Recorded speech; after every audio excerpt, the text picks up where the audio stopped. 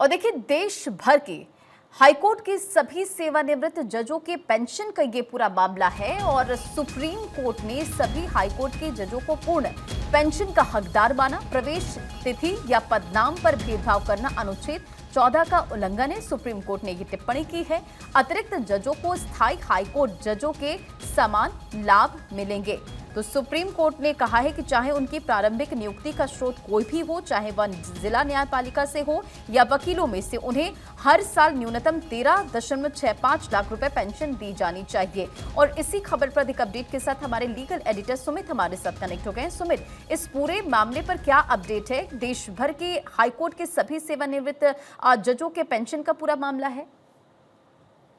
देखिए, सीजीआई गवई जो है, सीजीआई बनने के बाद एक बड़ा उन्होंने फैसला दिया है, क्योंकि सुनवाई के दौरान ही उन्होंने कई बार चिंता जताई थी। यहां तक कि अतिरिक्त जजों को 15,000 तक का पेंशन जो मिलता था, उस पर कड़ी आपत्ति जताई थी और केंद्र सरकार से कहा था कि आपको एक समान पेंशन को लेकर विचार किया जाना चाहिए। तो निश्चित तौर पर सुनवाई के दौरान भी सुप्रीम कोर्ट ने तल्ख टिप्पणी की थी और केंद्र सरकार पर नाराजगी जताई थी। उस दौरान सुप्रीम कोर्ट ने अपना फैसला सुरक्षित रख लिया था और आज जब सुप्रीम कोर्ट ने फैसला सुनाया है तो एक ऐतिहासिक फैसला खासकर जजों के पेंशन को लेकर है, क्योंकि अतिरिक्त जजों और अस्थायी जजों के जो सेवानिवृत्त जो जज हैं, उनके बीच जो असमानता को लेकर जो पेंशन था, उसे समान सुप्रीम कोर्ट ने कर दिया है। सुप्रीम कोर्ट ने साफ तौर पर अपने फैसले में कहा है कि वो चाहे अतिरिक्त जज हो या फिर अस्थायी जज हो, जो रिटायर हो चुके हैं, उन्हें एक समान जो पेंशन है वो दिया जाना चाहिए।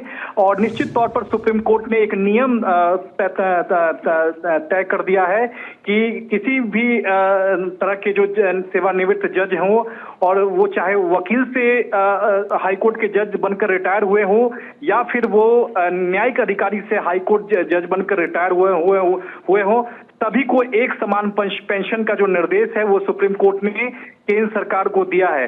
तो असमानता के दृष्टिकोण से सुप्रीम कोर्ट ने साफ तौर पर कहा है कि यह समानता के अधिकार का उल्लंघन है। यहाँ के खासकर संविधान के जो अनुच्छेद 14 का ये उल्लंघन है, क्योंकि कई अतिरिक्त जजों को काफी कम पेंशन मिलता था। इसको लेकर सुप्रीम कोर्ट ने पहले ही चिंता जताई थी, लेकिन आज सुप्रीम कोर्ट ने केंद्र सरकार को निर्देश दिया है कि सभी तरह के जो सेवानिवृत्त हाई कोर्ट के जज हैं, उनको एक रूपता यानी कि एक समान पेंशन जो है वो दिया जाए। ये सुप्रीम कोर्ट ने केंद्र सरकार को साफ तौर पर निर्देश जारी किया है।